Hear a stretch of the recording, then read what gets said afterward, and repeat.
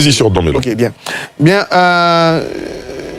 oui, je pense que je suis content qu'il y ait le programme de Don Melo parce que ça montre qu'il y a une différence idéologique. Moi, je suis quelqu'un qui aime bien partir de l'idéologie.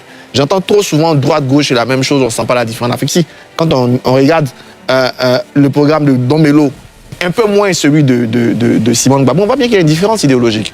Justement, je pense que Don Melo, dans la structure, 42 points, ça marque, c'est bien communiqué, tout ça, mais dans le fond, justement, il allait trop à gauche, en fait. Il allait trop à l'extrême.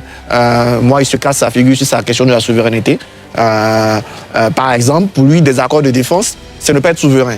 La Russie en a, la Chine en a. Donc, je ne vois pas encore un accord de défense n'est pas souverain. Deuxième chose, comme à la fin l'a signalé, lui, ses amis, c'est de la coopération. Les amis des autres, c'est de la servitude. Hein? Ça aussi, c'est très limite dans la façon de voir.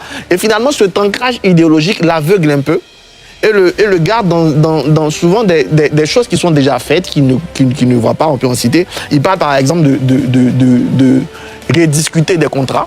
Bah, son ami au Sénégal, on a entendu ça, ça n'a pas trop changé. C'est un peu minimiser et banaliser le travail que les gens font aujourd'hui. Aujourd'hui, le code minier a été revu et on travaille là-dessus. Deuxième chose, c'est même la structure historique de la Côte d'Ivoire. Quand il parle d'un pays qui n'a que sa richesse, sa croissance économique sur l'extérieur, non. Même la Chine aujourd'hui, c'est qu'elle est parce qu'elle s'est ouverte sur Deng Xiaoping avec une impulsion extérieure. Mais dans l'histoire de la Côte d'Ivoire, c'est l'histoire des Sceaux d'œufs. Hein? Aujourd'hui, c'est l'histoire des champions nationaux qu'on essaie de mettre en place. Qu'ils disent qu'ils veulent, je suppose hein, qu'ils veulent l'habiller idéologiquement pour séduire, mais c'est des choses qui sont faites et qui sont plutôt bien faites. Donc en gros, c'est un candidat intéressant qui permet bien de fixer la différence idéologique, mais dans l'écrit, justement, il se noie un peu trop par cette volonté idéologique. Dans le match à gauche, même si j'ai encore des